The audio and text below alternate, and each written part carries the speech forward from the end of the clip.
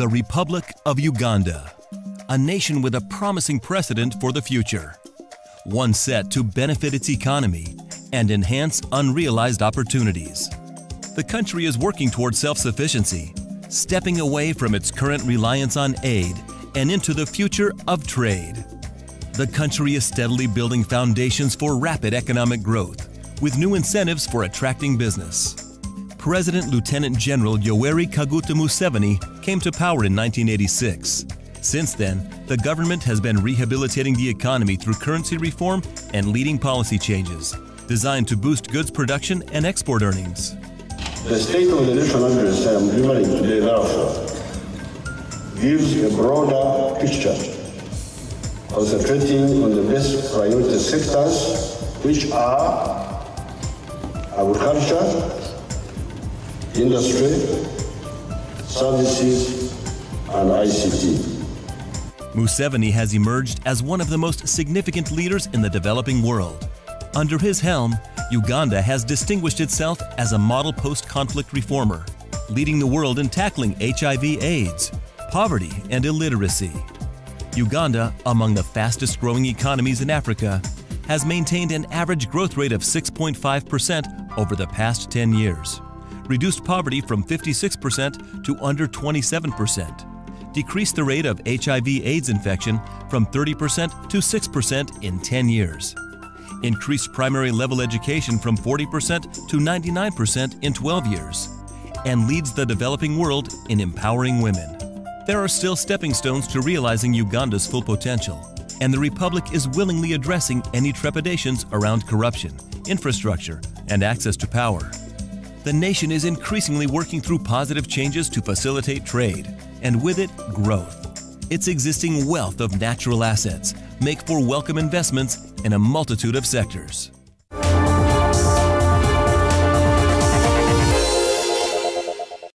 Uganda is a land of potential, with one of the fastest-growing economies in East Africa.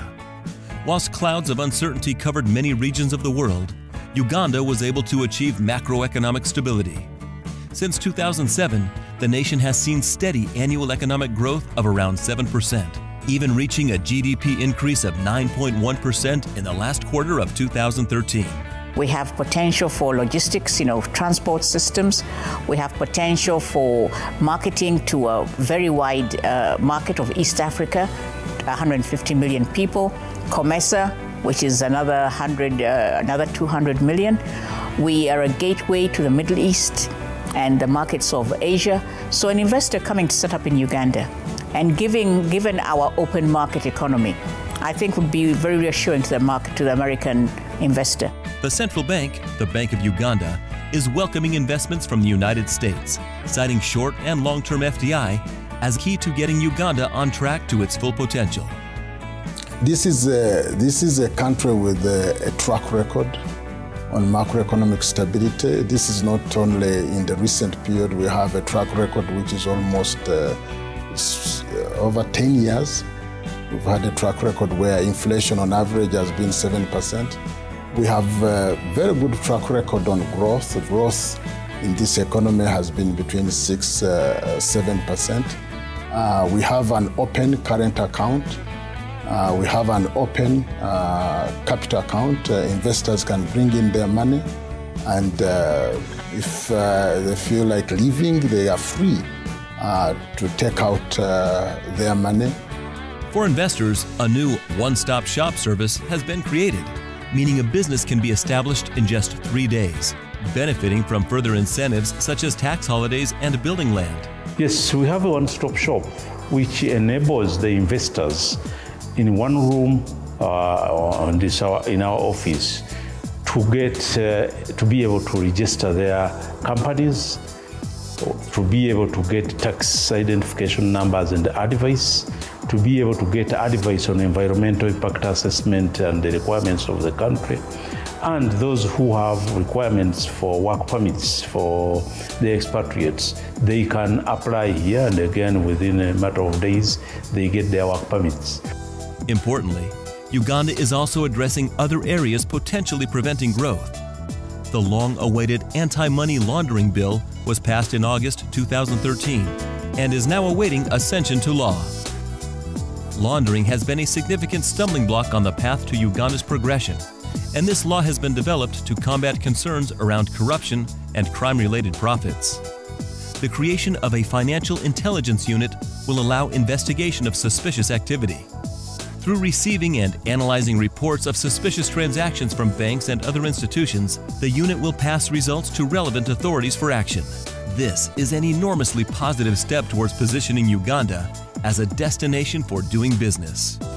The area that we would want the American private investors to handle in Uganda, first and foremost, is on the area of rail connectivity. We are now moving into special gauge railways, and this railway should not only connect within Uganda, would like to connect with other regional blocks who are neighboring Uganda, so that there is intra-African trade. So that is a very big area of investment. Secondly, the private sector can come in the area of ICT. This is still open, it is growing, and would like to be connected more effectively with the rest of the world. Then also in the area of water transportation, we still have a lot that can be done.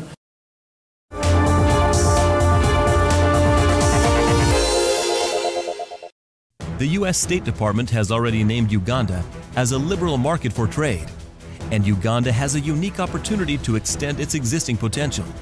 It has previously utilized close trading ties with neighboring emerging markets, such as South Sudan and the Democratic Republic of Congo, enabling farmers to see profit margins increase.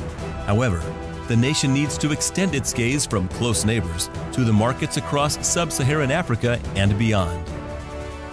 Yeah, the trade industry and cooperative sector in Uganda is quite vibrant, because Uganda as a country is the center of the region, and it is based on mainly the regional integration.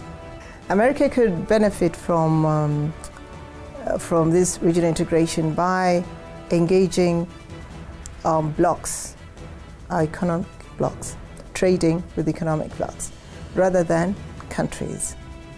Over the last 8 years, Uganda's manufacturing output has been expanding by more than 10% per annum. Prospects lay in virtually all areas, ranging from ceramics, product assembly and forestry, through to textile and cotton, the food and beverage sector, and more.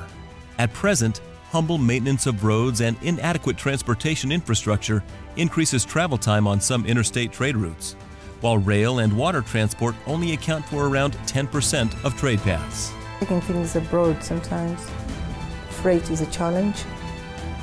You don't have direct flights to some destinations.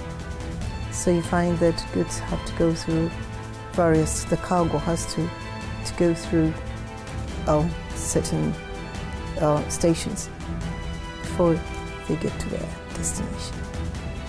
But we are overcoming some of these challenges. Although the nation has performed well in the last 20 years, the Uganda Economic Update highlights methods to maximize trade opportunity through unleashing the potential of service exports by eliminating restrictions, for example.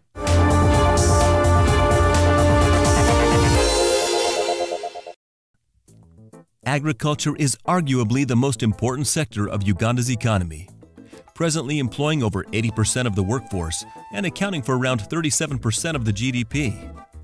Compliments of a warm climate and regular rainfall, Uganda is enriched with ample fertile land, creating one of the best environments for agricultural production in sub-Saharan Africa.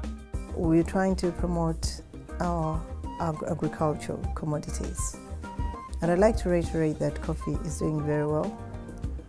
I did not mention rice. It's another area, another prospective area, and maize is another. Maize is also another prospective area. So if someone could open up and start an industry here, he would benefit, because he will be sure of a market in the entire region, because where you have 149 million in East African community, where you have 449 people in COMESA. And now we are working towards further regional integration, COMESA, SADC, East African community, of about 600 million people. To move past these tribulations, the government is working towards sustainable economic development, concluding that investing in agriculture will achieve higher growth rates, help reduce poverty, and improve the overall sector offering. There are opportunities in fast-growing floriculture through to increasing cotton exports, as well as developing fisheries and forestry, and the country's natural environment provides good grazing for livestock. Overall, macro policy framework has been put in place by the government, providing a conducive investment environment. Investors can expect liberalization, investment guarantees, and privatization, as well as a one-stop center of advice in the Uganda Investment Authority. First, most investors are interested in macroeconomic stability. The policies here have been good for the past 15 or so years, if not longer. And you have a fully liberalized economy, so you don't have those things which you are about. Government is committed to international treaties which ensure that your business and your transacting with us is embedded within the internationally accepted treaties and so on.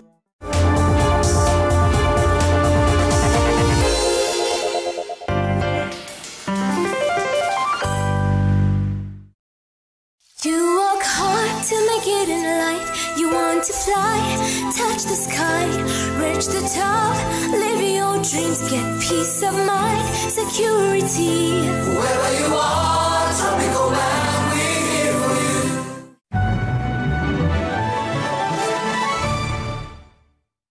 Kosika, East Africa's premier document management solutions company. We focus on data processing and data storage solutions and specialize in the automation of paper-based business processes. With offices throughout the region, we provide efficient, tailor-made, world-class services. We are looking for a U.S. partner to help us expand. Come grow along with Kosika. We live up to our motto. Quality means no compromise. Uganda Electricity Generation Company, UEGCL.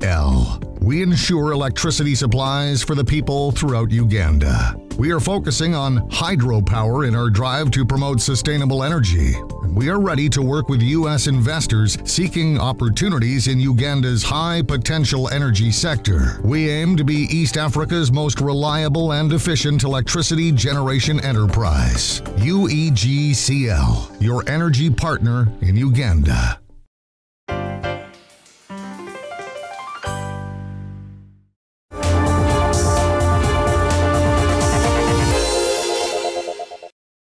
Energy is a key focal point for the Ugandan government. Not only does this liberalized sector hold great potential in recently discovered oil reserves, but it's also rich in natural energy potential, including hydropower, biomass, solar, and geothermal. One of the major infrastructure bottlenecks to Uganda's socioeconomic growth falls within low access to modern energy, including electricity. To increase access of electricity services to the population. And here our goal is to move from the current 14% coverage of electricity in the country to 50% coverage by 2022, in 10 years' time. So that is a huge opportunity. And we'd like to see that by 2035, we have universal access to electricity services. So therefore, that also creates a huge opportunity. And in terms of access, we are looking at opportunities for construction of transmission lines and distribution lines.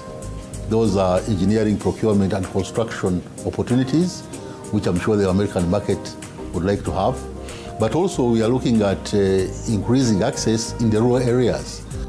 Uganda has a diverse range of opportunity to develop this sector.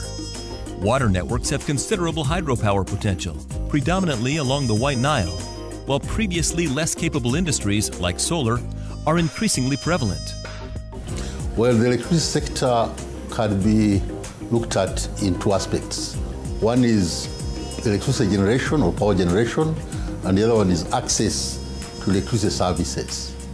If we look at the issue of power generation, we start with where do we want to be. Right now, the power installed capacity is relatively low, 850 megawatts, and would like to, in the next 5 years, 6 years, to have at least 3,800 megawatts. That's a long toll. It's a challenge, but we shall be there. So therefore, that creates a very huge opportunity in electricity generation. We have large hydropower plants which we'd like to promote for investment. Uganda's proven crude oil went from zero in 2010 to 2.5 billion barrels in 2014. And this is just the beginning. Other likely areas, such as the Hoima Basin, are yet to be fully explored, prompting speculation that eventual reserves could rise to around 6 billion barrels. We have 6 international well-known companies that are looking to compete to build Uganda's refinery from 60,000 barrels a day to what the market will be able to take. They will start with 30,000 barrels and they will go to 60,000. And if the market is available, they will do more. The rest of it will be exported through the pipeline to the coast, East African coast in Mombasa or Lamu. All these are being worked out. That is on the gas sector. And of course, the petrochemical industries that will come out because of the refinery. That will be another kick starting the economy.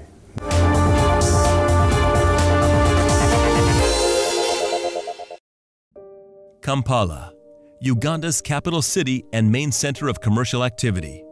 Once a dilapidated city, it's now a transformation of modern buildings, renovation projects, and ongoing development prospects. The Kampala Capital City Authority, or KCCA, was formed in 2010 to harness the challenging task of restoring, maintaining, and developing the city to enhance quality of life. The most recent developments that have taken place in Kampala is the change of the administration of the city, which started 3 years ago.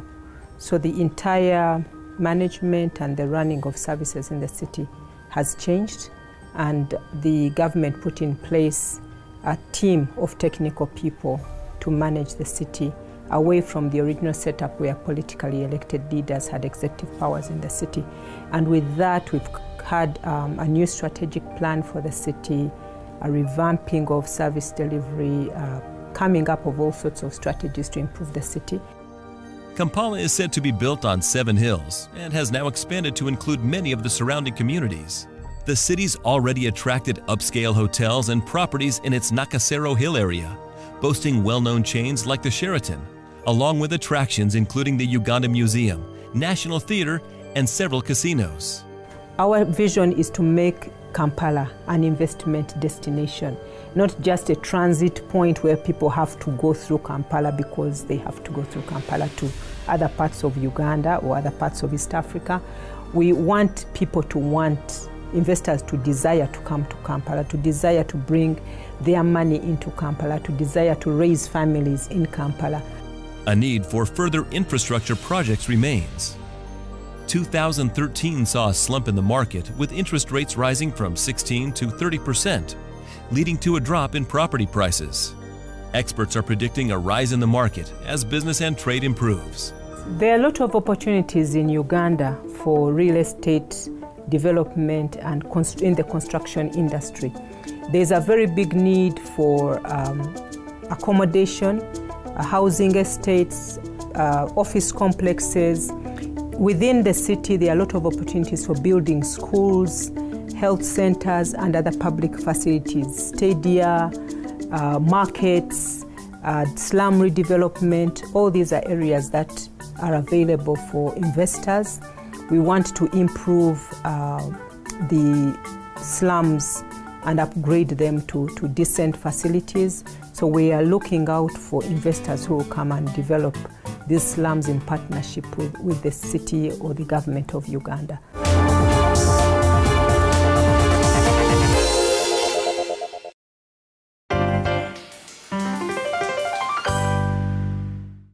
Arkwright Projects, a leading real estate and satellite city developer in East Africa, and are now providing affordable housing through our environmentally friendly housing initiatives. Arkwright, living in an organized environment.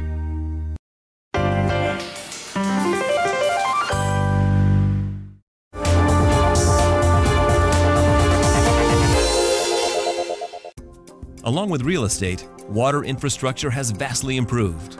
The National Water and Sewage Corporation has significantly expanded coverage from reaching 48% of the population to 78%, whilst reducing water losses from 65% to 34%. They're now seeking international partners and investors to produce water treatment chemicals and materials within the country.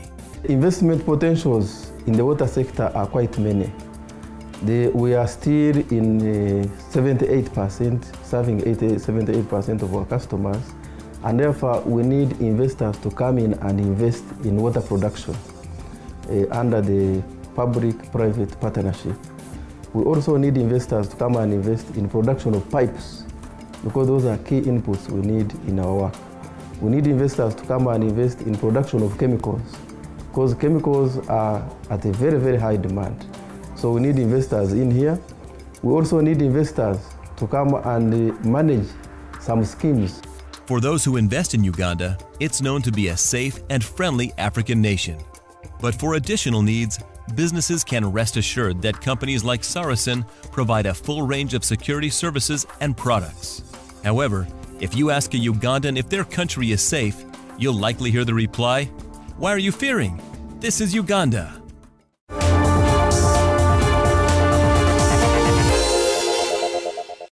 Fairway Hotel and Spa. This iconic family-owned boutique hotel, established over 40 years ago, recently went through a complete upgrade while maintaining its historic touch. The Fairway offers upscale accommodation and banqueting services at affordable prices, gourmet dining, and a wide range of leisure facilities with a traditional, warm African hospitality. Let us host you on your next visit to Kampala. Alpha Rent-A-Car. We offer a big choice of rentals, from four-wheel drive SUVs and camper vans to minivans, with or without drivers. And we specialize in added value service. Our country, Uganda, is also referred to as the Pearl of Africa, and it's easy to see why. You can watch lions prowling across the open savanna, go whitewater rafting down the Nile, search for majestic mountain gorillas, shop for traditional crafts, or gaze at beautiful Lake Victoria. And that is just the beginning. Wherever you go in magical Uganda, you will have a safe journey with Alpha Rent-A-Car.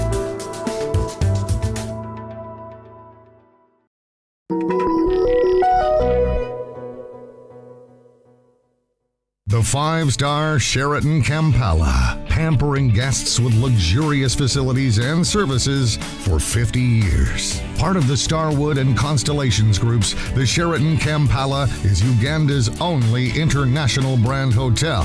It won the prestigious Best Business Hotel Uganda 2013 award at the Business Destinations 2013 Travel Awards, thanks to its exceptional services for executive travelers. The Sheraton Kampala is particularly well known among visitors and local residents alike for its very high quality and varied gourmet food and beverage options, which are ranked the best in town. The Sheraton Kampala often hosts high-profile events and can handle up to 1,000 guests. The landmark hotel enjoys close partnerships with embassies, the Ugandan government, and many international organizations. Sheraton Kampala, Uganda's premium hotel.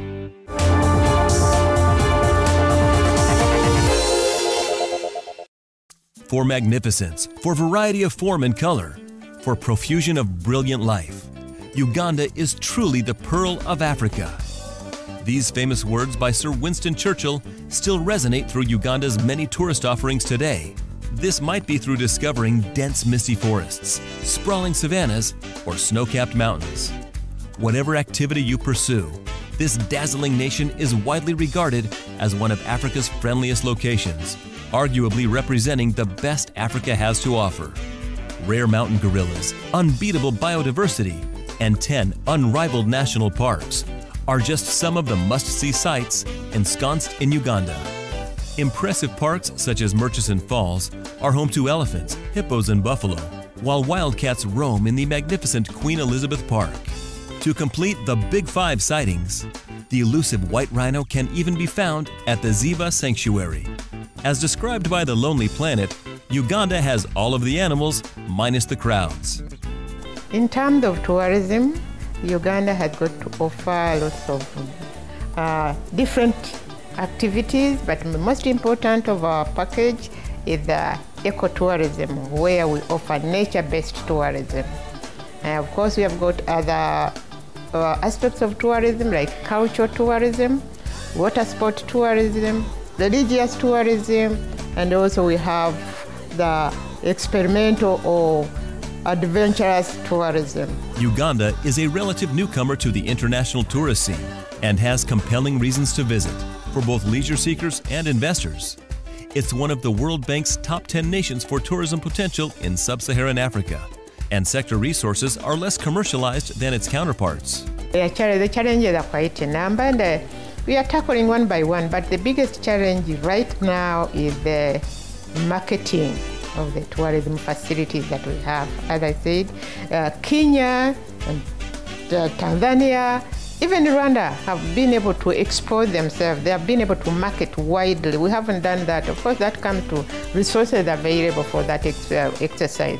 So we are looking at how to maximize the little resources that we have, but we are also lobbying. We are also inviting people to appreciate tourism so that we can have more exposure to the world. Tourism is a top foreign exchange earner for the nation, bringing potential for economic growth, employment, and poverty reduction. There are plenty of investment opportunities, particularly in relation to the country's extensive natural attractions.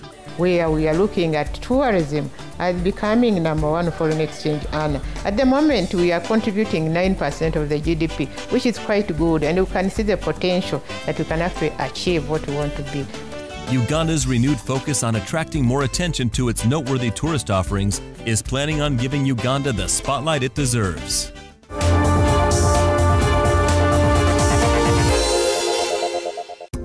This nation is steadily working towards its overall goal of trade instead of aid, creating a widespread offering of potential and access for business, investment, and tourism while addressing previous obstacles to realize it. It's a country with promise, equipped with an awe-inspiring landscape and a naturally welcoming disposition. My message to the people of America: if you never knew where the Garden of Eden got lost, it is Uganda. Come and rediscover the Garden of Eden. Uganda, the pearl of Africa, ready and waiting to shine.